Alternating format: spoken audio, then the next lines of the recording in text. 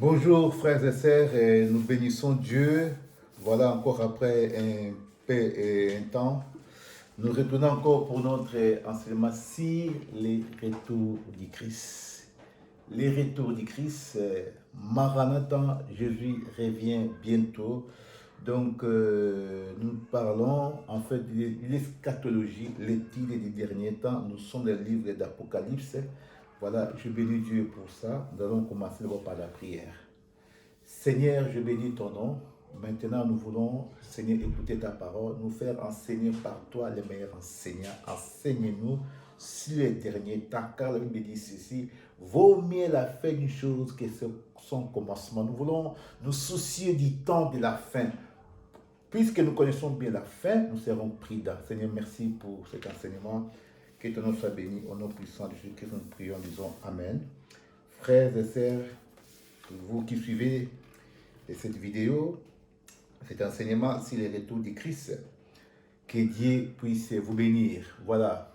Ça, en fait, c'est la 9e partie, ou la 10e partie, c'est-à-dire les 10e enseignements sur les retours du Christ. Nous avons parlé de beaucoup de choses, nous avons parlé de l'enlèvement, nous avons parlé de beaucoup de choses. Mais aujourd'hui, c'est les retours du Christ, la 10e partie, donc les jugements derniers. Voilà, le thème de cet enseignement, c'est le jugement dernier.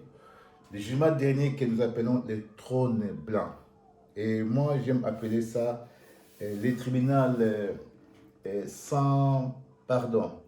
Voilà, nous avons parlé la fois passée de la 9e partie, où le 9e enseignement, nous avons parlé du Gog et Magog, Apocalypse chapitre 20, versets 14 à 22. Nous avions parlé de la dernière bataille de Satan contre Jésus-Christ, cette bataille que nous avons appelée Gog et Magog. En fait, c'était une sorte de guerre mondiale. Alors aujourd'hui, c'est le jugement dernier, ou le trône blanc. C'est un jugement terrible, un jugement sans précédent, inédit dans l'histoire de l'humanité. Un jugement auquel tout le monde va comparaître. Un jugement, moi j'aime appeler ce jugement un jugement sans pardon. Un jugement terrible. Alors, c'est quoi le jugement dernier ou le trône blanc? C'est le dernier jugement fait par Jésus-Christ contre Satan et contre tous ceux qui n'ont pas crié à son nom, c'est-à-dire les incrédules, les croyants. On a prêché la parole de Dieu, les pasteurs ont parlé, les prophètes ont parlé, les évangélistes, les chrétiens aussi, mais les gens n'ont pas écouté. Le jugement dernier est une réalité. S'il n'y a pas le jugement dernier, c'est que le monde est injuste, c'est que Dieu est injuste. C'est-à-dire la justice doit être faite. Et la justice de Dieu, c'est la meilleure justice. Mon frère, ma sœur, il est réservé à l'homme de mourir une fois. Après tout, viendra le jugement. Personne ne va échapper à ce jugement. Nous devons nous préparer à ces jugements. La meilleure chose, mon frère, que nous devons faire, c'est en fait d'éviter ces jugements en croyant en Jésus-Christ. Voilà, nous allons lire 2 versets, ou je vais dire deux versets dans le livre d'Apocalypse et dans le livre des Actes des Apôtres. Et ça sera suffisant pour cet enseignement qui sera en fait détaillé. Je prends la parole de Dieu, je lis d'abord dans les Actes des Apôtres, chapitre 17, versets 30 à 31. Actes des Apôtres, chapitre 17, verset 30 jusqu'à 31. Je lis pour la gloire de Dieu. Dieu, sans tenir compte de ton ignorance, annonce maintenant à tous les hommes, en tout lieu, qu'il ait à se repentir, parce qu'il fixe un jour où il va juger le monde selon la justice par un homme qu'il a désigné, et il en a donné à tout une preuve digne de foi en le ressuscitant d'entre les morts. Ça, c'est le premier chapitre que nous avons, chapitre 17, verset 30 à 31. Je lis le deuxième chapitre, Apocalypse chapitre 20, verset 10 à 15. Apocalypse chapitre 20, verset 10 à 15. Le diable qui séduisait fut jeté dans les temps de feu et de soufre, où sont la bête et les faux prophètes. Ils seront tourmentés jour et nuit au siècle des siècles. Puis j'ai vu un grand trône blanc, et celui qui était assis devant sa face s'enfuir la terre et le ciel. Et il ne fut plus trouvé de place pour eux. Et je vis les morts, les grands et les petits, debout devant le trône. Des livres furent ouverts, et notre livre fut ouvert, qui était un livre de vie. Les morts furent jetés, les morts furent jugés d'après ce qui était écrit dans les livres, selon leur œuvre. La mer donna les morts qui s'y trouvaient. La mort et le séjour des morts donnèrent les morts qui s'y trouvaient. Et ils furent jugés, chacun selon ses œuvres. La mort et le séjour des morts furent jetés dans les temps de feu. C'est la seconde mort, les temps de feu. Quiconque ne fut pas trouvé inscrit dans les livres de vie fut jeté dans les temps de feu. Seigneur, bénis ta parole. Frères et sœurs, donc voilà en fait la Bible qui nous parle du dernier jugement, que nous appelons aussi les trônes blancs. Nous allons voir 6 points sur le trône blanc, sur les derniers jugements. En fait, il s'agit ici d'un jugement terrible, frères et sœurs. Il s'agit ici de quelque chose de très important qui peut faire mal, mais c'est la vérité. Les jugements derniers. Nous vivons sur la terre, c'est comme si il n'y aura pas un jugement. Les gens font tout ce qu'ils veulent. Mais laisse-moi te dire, mon frère, ma sœur, chacun doit rendre compte.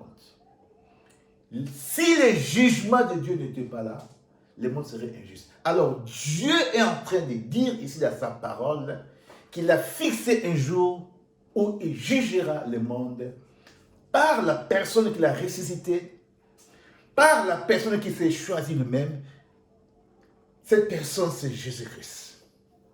Donc le jugement n'est pas une utopie, c'est quelque chose ici. Ça sera terrible. Je vais te choquer, mon frère, ma sœur.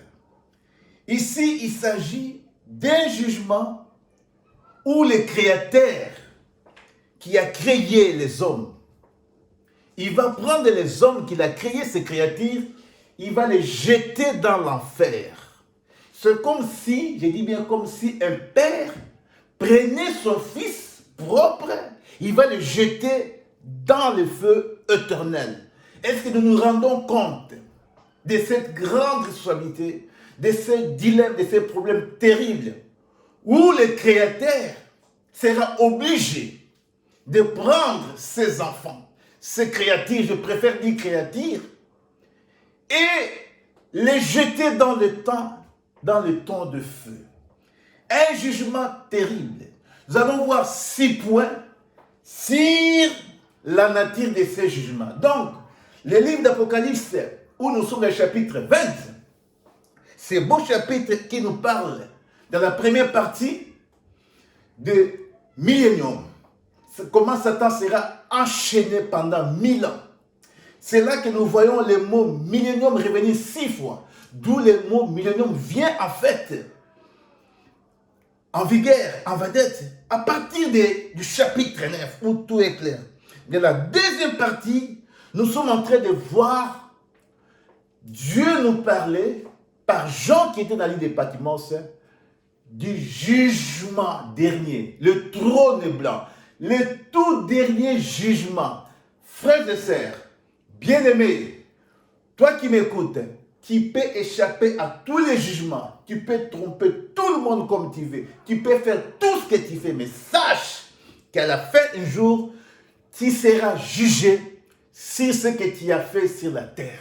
C'est pourquoi nous sommes là, nous les hommes de Dieu, pour rappeler aux hommes, aux vivants, aux habitants de la terre en tout cas, parce que nous sommes des passagers, il y aura un jugement. Plus tu connais le jugement, tu seras prudent et tu vas bien vivre pour échapper ces jugements. 6 points sur le jugement dernier. Le trône blanc. Voilà, on nous parle du trône blanc. Donc, la Bible qui nous parle dans le chapitre 20, au verset 11. Puis, j'ai vu un grand trône blanc, celui qui était assis devant sa face, s'enfuir la terre et le ciel. Premièrement, je vais d'abord décrire, c'est-à-dire le trône blanc, ces jugements, c'est-à-dire cette cour, la description. On nous parle ici d'un trône blanc. Et celui qui était assis sur le trône là, la terre et les cieux s'enfuirent, c'est-à-dire disparaissent, changent. C'est-à-dire, la première chose, c'est la description de ce tribunal, de cette cour. Il y a une puissance terrible, il y a une autorité terrible. Ce n'est pas comme la Cour internationale de la Haye, ce n'est pas comme la Cour constitutionnelle dans nos pays, mais laisse-moi te dire, c'est une cour terrible, divine, où il y a une autorité terrible, où il y a la gloire, où il y a la puissance. Pourquoi? Parce que la Bible nous dit que la terre, imaginez-vous la terre, et les ciels, les deux, s'enfuirent devant l'autorité de la personne qui était assise sur ce trône, le trône blanc. Quand nous parlons de trône blanc, c'est-à-dire c'est le jugement dernier.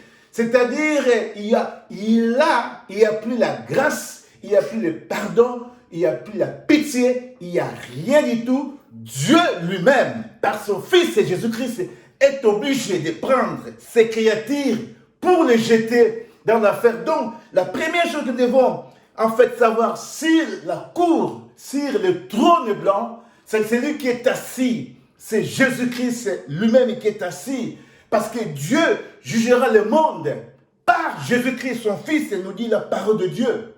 Donc, la description de cette cour, où je suis en train de décrire, où je donne une description, c'est dans la Bible. Il y a de l'autorité, c'est une cour, je vais dire, c'est la cour martiale, la cour d'assises, c'est la toute dernière cour, les derniers jugements où personne ne va échapper, où les sorciers, les marabouts, les magiciens, tous les incrédules, tous ceux qui n'ont pas crié, ils ne vont pas échapper. Voilà la description de cette cour. Et où se passe en fait ces jugements? Parce que la Bible nous dit dans Apocalypse 20, verset 11, que la terre et les ciels s'enfuirent devant la personne qui était assise, c'est-à-dire ce tribunal, c'est-à-dire la cour, c'est-à-dire le jugement se passe quelque part. Ça, c'est dans le plan de Dieu. Ça, c'est selon lui-même, dans sa souveraineté. Dieu choisira une place. En tout cas, ce n'est pas sur la terre, mais c'est quelque part selon la parole de Dieu. Donc, la description de cette cour, nous avons l'autorité puissante parce que cette cour, elle est impériale, et elle est blanche, et un trône blanc. Nous avons Jésus-Christ même qui est là-bas, les grands juges, et il y a de l'autorité. Et en fait, la terre et les ciels s'enfuirent devant cette autorité. Donc, le lieu, je dirais, c'est quelque part. Parce que nous voyons clairement que la Bible nous dit que les ciels et la terre s'enfuirent. Deuxièmement, Nous parlerons en fait des prévenus. Qui sont là? Qui sont là? C'est là que nous allons en fait entrer en profondeur pour parler de cette cour. Les prévenus. Nous sommes au verset 12. Qui sont accusés devant cette cour? Est-ce que Dieu peut accuser ses élus? Est-ce que Dieu peut accuser ses enfants?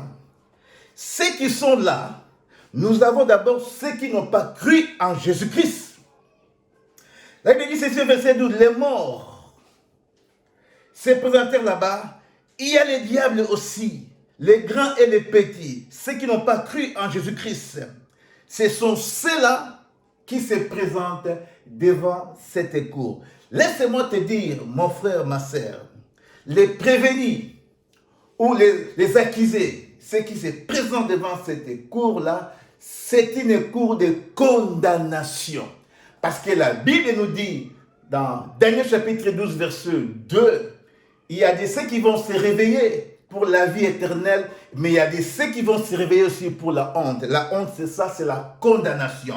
Alors ici, ceux qui vont se présenter, d'abord, nous avons les morts qui ont raté la première résurrection, quand l'enlèvement, comme nous avons dit, quand la trompette a sonné. Souvenez-vous, la Bible dit ceci dans 1 Thessaloniciens chapitre 4, versets 14 à 16. D'abord, les morts en Christ vont ressusciter. C'est-à-dire, quand les morts en Christ ressuscitent, il y a de ceux qui ne vont pas ressusciter, ce sont ceux-là. Alléluia. Ce sont ceux-là qui vont comprendre, parce qu'ils ne sont pas ressuscités, ils restent dans le séjour des morts. Souvenez-vous que Christ monte au ciel avec l'Église dans les airs. Et quand Christ revient pour régner pendant 1000 ans, ceux-là, ils sont toujours là. Comme on avait dit que la vie va continuer pendant les milléniums. Et il y aura les Gog et Magog. Et quand Christ revient maintenant pour juger le monde, c'est-à-dire nous sommes dans le trône blanc, les derniers jugements, ces morts-là, qui n'étaient pas ressuscités, parce qu'ils n'avaient pas Jésus-Christ, ils vont maintenant ressusciter. Ça, c'est la deuxième résurrection. Donc, le trône blanc aura lieu après la deuxième résurrection. C'est-à-dire, il ressuscite et Christ vient là pour les juger. C'est une cour, c'est-à-dire que laisse-moi te dire, la Bible dit ceci, il est mieux de participer à la première résurrection, à l'enlèvement. C'est-à-dire, ceux qui vont rater l'enlèvement, c'est très dangereux parce qu'ils vont se présenter à la cour de condamnation, à la cour que moi j'appelle la cour sans pardon, le trône blanc, les derniers jugements.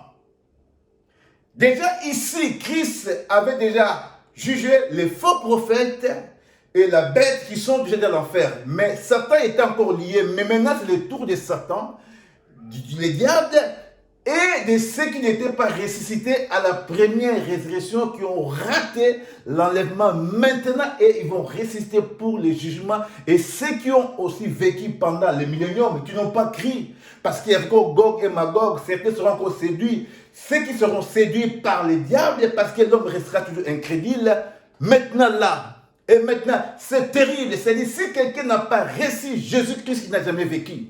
Parce qu'il rate l'enlèvement, il est toujours dans le séjour de mort. Et maintenant là, c'est le jugement dernier. La cour des condamnations. Nous avons suivi dans notre pays, le Congo, les jugements, la cour où on a vu devant la cour des gens défiler et des condamnations de 20 ans. Mais ici, il s'agit de la condamnation éternelle, le tourment éternel. C'est-à-dire l'homme est condamné éternellement parce qu'il a été incrédule, il n'a pas crié au Fils de Dieu. C'est maintenant que nous devons échapper au jugement dernier. C'est maintenant que nous devons échapper, je vais dire, à l'enfer. C'est maintenant. Il me dit ceci, Dieu a tant aimé le monde, Jean chapitre 3, verset 16, en fait que quiconque croit à lui ne périsse point, mais qu'il ait la vie éternelle. Les pasteurs ont parlé, les prophètes ont parlé, les évangélistes ont parlé. On s'en fout de l'évangile. On est dans le monde, on est dans la sorcellerie, on est dans l'impudicité, on est dans la jalousie, on est dans la cupidité, on est des choses inutiles. laisse-moi te dire, parce que tu n'as pas cru au Fils de Dieu, le Fils unique, tu es déjà condamné maintenant et jugé. Et là, ça sera tout simplement un constat directement à faire. Et là, je parlerai que ceux qui vont aller dans l'enfer, ils vont souffrir éternellement. Parce qu'ils auront une âme qui va souffrir. L'âme est éternelle. L'âme ne meurt pas, c'est le corps qui va mourir. Mais là, ça sera le châtiment éternel. Ça sera la colère de Dieu. Ces jours-là, il y aura des graissements de dents. Il y aura de pleurs. Il y aura beaucoup de choses. Dieu sera insensible, fini, sans pardon, grâce terminée. Dieu a fait tout.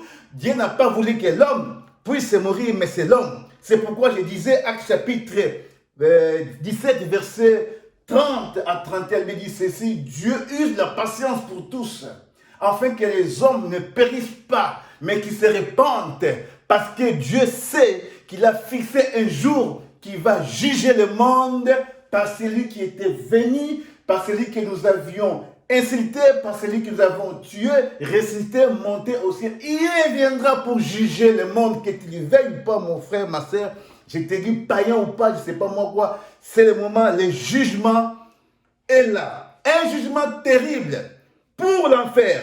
Donc, ceux qui seront là, donc je l'ai dit, pour les prévenir, donc nous avons là les accusés, nous avons les diables. Et la Bible dit déjà au verset 10, les diables qui séduisaient furent jetés dans les temps de feu et de soufre où sont les bêtes et les faux prophètes. Ils seront tourmentés jour et nuit au siècle des siècles. Ça sera terrible, frères et sœurs. La Bible parle de toutes les choses exactes et correctes. La Bible ne trompe pas, la Bible dit la vérité. Alors, troisièmement, il y aura deux types de jugements. Je vais parler maintenant de jugements, il y aura deux types de jugements. Deux types de jugements, frères et sœurs. Parce que c'est très important aussi d'expliquer cela. Deux types de jugements. Il y aura un jugement pour les incrédules, que j'ai expliqué là-bas. Il y aura un jugement pour les chrétiens. Le jugement des chrétiens, c'est un jugement en fait sans condamnation. Parce qu'un chrétien qui a cru en Jésus-Christ ne sera pas jugé. Ça sera un jugement, je vais dire, c'est-à-dire sans condamnation. Les chrétiens ne seront pas condamnés, mais ils seront récompensés. Les chrétiens vont recevoir les récompenses, de perdre la couronne. Mais ceux qui n'ont pas cru, ça sera l'enfer, l'éternité, la souffrance éternelle. Le deuxième type de jugement pour les chrétiens, je lis dans 2 Corinthiens chapitre 5, verset 10, il me dit ceci, 2 Corinthiens 5, verset 10, car il nous faut tous comparaître devant le tribunal de Christ, afin que chacun de nous reçoive sa récompense. Il faut que nous tous, nous puissions comparer devant le tribunal de Jésus-Christ, afin que chacun reçoive selon le bien ou le mal qu'il aura fait, étant dans son corps. Je reprends, car il faut que nous tous, nous puissions comparaître devant le tribunal de Jésus-Christ, afin que chacun reçoive selon le bien ou le mal qu'il aurait fait, étant dans son corps. Voilà, frères et sœurs. Donc, pour les chrétiens, ce n'est pas grave. Déjà, ils étaient enlevés. Ils sont avec Christ. Ils sont dans les airs. Ils sont revenus. Ils sont avec Christ. Pour eux, en fait, c'était une formalité. Par la Bible dit ceci, Dieu a tant aimé le monde qu'il a envoyé son Fils, afin que quiconque croit à lui ne périsse point, mais qu'il puisse avoir la vie éternelle. C'est lui qui a crié à la vie éternelle, dont j'ai prêché le dimanche passé. Maintenant, tu as la vie éternelle. Celui qui n'a pas crié est déjà condamné, jugé. Et le jour là-bas, ce sera le verdict. C'est ça que j'ai dit, ça sera un jugement sans pardon, sans pitié, où le Créateur prend ses créatures dans le feu pour un feu éternel. Voilà, frères et sœurs, quitte à nous d'être prêts, caractéristique en fait de ces jugements, caractéristique, le point 4, ça sera un jugement terrible, sans appel, un jugement où il n'y aura pas d'appel, sans recours, sans plaidoirie, sans avocat, sans ministère public. C'est un jugement où Christ lui-même, qui connaît tout, il est en train de juger. Il n'aura pas appel des avocats, il n'aura pas besoin du ministère public, d'un procureur, d'un avocat, du ministère public. Non! Lui-même, il est là, il va prendre toutes les dispositions, je dis bien toutes les dispositions, ça sera un tribunal correct. Et bien dit, c'est dans Apocalypse chapitre 19, verset 11, je vis un cheval blanc. Celui qui était assis s'appelle fidèle et véritable. Il juge avec justice. Il va juger avec justice. Il n'y aura pas de recours. Il n'y aura pas de deuxième tribunal. Il n'y aura pas, je vais dire non, ceci, c'est là, tribunal, recours. Non, il n'y aura pas de recours, sans appel, sans pitié. C'est maintenant, mon frère, ma sœur, que tu dois changer de vie. Cinquièmement, il y aura des preuves matérielles.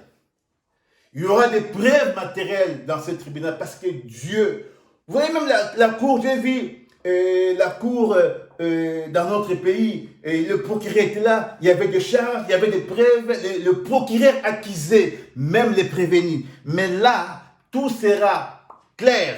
Dieu lui-même, il y aura des preuves matérielles, il y aura des livres, livres de vie où les noms sont déjà écrits, il y aura un livre de souvenirs. Tout ce que nous avons fait, sorcellerie, voler la nuit, toutes ces choses, aller ceci, la nuit, magie, envoûter des gens, toutes ces choses-là, les pratiques occultes, le satanisme, mauvais cœur, jalousie, haine, toutes ces choses-là, c'est écrit par le Saint-Esprit.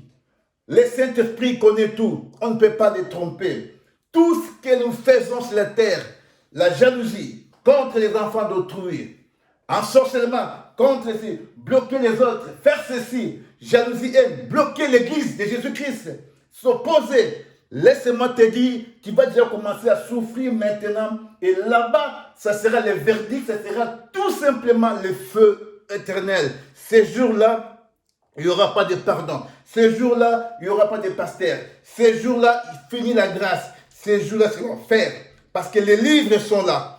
Tu veux discuter, le Seigneur lui-même, dans le livre de vie, il avait écrit, dans le livre de souvenirs, tout ce que tu faisais sur la terre, tout ce que tu fais dans ton cœur, Dieu voit, le Saint-Esprit voit, il écrit, et ces jours-là, tu veux discuter, voilà, tel jour, ça. D'ailleurs, il n'aura pas besoin de ces livres, c'est tout simplement une image, une métaphore, que la Bible nous parle par Jean ici. Mais Dieu n'a même pas besoin en fait d'un livre. Dieu n'a pas besoin d'un cahier pour écrire parce que Dieu connaît tout. Dieu voit tout. Il sait tout. Déjà tu te présentes. C'est une façon de dire que rien ne va échapper. Tout ce que tu fais en secret, tout ce que tu fais à gauche, à droite, ceux qui trompent leur mari, ceux qui trompent leur femme, ceux qui sont dans l'alcool, les ivrognes, les lâches, tous ces gens-là, leur place sera dans l'enfer. Dit la parole de Dieu. Sixièmement, j'arrive à la fin de mon message maintenant. Sixièmement, la décision finale, le verdict, la sentence. Et nous le voyons. La Bible dit ceci au verset 10-15. Les diables qui séduisaient furent jetés dans le temps de feu. Où sont les faux prophètes et la bête? Souvenez-vous que les faux prophètes, que les diables avaient trompés, les faux prophètes et la bête, c'est-à-dire ces deux-là, ces deux lieutenants, étaient déjà là-bas dans les temps de feu. Déjà là-bas. Et je vais te dire, c'est comme ça. Ceux qui vous trompent, souvent, c'est vous qui allez souffrir. C'est vous qui perdez. Parce que les sorciers que tu consultes, les marabouts que tu consultes, tu vas souffrir avant lui. Lui, d'abord, il te trompe. Il est encore en train de faire ses pratiques bizarres, magiques, tout ça. Mais toi, c'est déjà la misère. Toi, tu vois déjà... Je vais dire que tu as de l'assignation, tu vois déjà des cauchemars, tu vois des choses bizarres parce que tu as été voir un marabout, le marabout t'a trompé. C'est comme ça que le diable va tromper la bête et tous ces gens là-bas. Ils sont déjà là. Donc, les diables, ça, il n'a plus, les diables ne vont pas se repentir. C'est-à-dire, Satan, sa place est là-bas. C'est pourquoi il sait que sa place est là-bas. C'est pourquoi il travaille. C'est pourquoi il détruit l'église. C'est pourquoi il trompe les gens. Il amène les gens dans la mondanité. Vous aimez le monde, c'est pas moi comme du chocolat, comme du beurre. Vous aimez les cafés. L'homme aime ceci, l'argent, tout ceci. Ce sont ces choses-là qui vont l'amener en enfer. Il me dit ceci. Qu'est-ce que c'est un homme de gagner le monde et de perdre son âme? Voilà, frères et sœurs, la sentence finale, verdict final où le Créateur prend les créatures. En tout cas, il les jette dans l'enfer. Ceux qui sont dans l'enfer, ce ne sont pas les enfants de Dieu. Ce sont les incrédules. Ceux qui vont aller en enfer, ce sont les incrédules. Je voudrais enfoncer un grand clou là, que tu puisses bien comprendre. Ceux qui vont aller en enfer, ce sont ceux qui n'ont pas crié. C'est-à-dire, on devient enfant de Dieu quand on accepte Jésus-Christ comme Seigneur et Sauveur. C'est maintenant, si tu acceptes Jésus-Christ comme Seigneur et Sauveur, tu vas échapper au jugement. Ceux qui vont aller en enfer, ce sont les créatures, les incrédules, ceux qui n'ont pas cru à la parole de Dieu. C'est pourquoi je t'invite maintenant. Si tu écoutes cet enseignement, répands-toi. C'est maintenant. Parce que tu n'es pas encore enfant de Dieu créature. Tu es une créature. Comme tu es une créature, ne crois pas en Jésus que tu es incrédule. Ta place serait dans l'enfer. Mais Dieu ne veut pas cela. Dieu met la bénédiction qui est la parole de Dieu. Le salut est là. C'est maintenant. Nous croyons à l'évangile pré-mortem. C'est-à-dire l'évangile vivant. C'est maintenant que tu écoutes. Tu peux te convertir et échapper au tribunal, au trône blanc, au jugement dernier. Je termine par ces versets. Actes chapitre 17, verset 30 à 31. Dieu, sans tenir compte des temps d'ignorance, même si tu es ignorant, mon frère, ma sœur, Dieu annonce maintenant à tous les hommes, à tous les qui se répandent, parce qu'il a fixé un jour où il jugera le monde selon la justice par l'homme qu'il a désigné, c'est Jésus-Christ. Que Dieu puisse vous bénir. Seigneur, merci pour ta parole. Seigneur, que ta parole touche quelqu'un. C'est lui qui l'a écouté. Seigneur, qu'il puisse échapper au jugement. Ce n'est pas encore Jésus qui puisse te recevoir comme Seigneur et Sauveur, afin qu'il puisse hériter la vie éternelle. Que Dieu vous bénisse. Amen.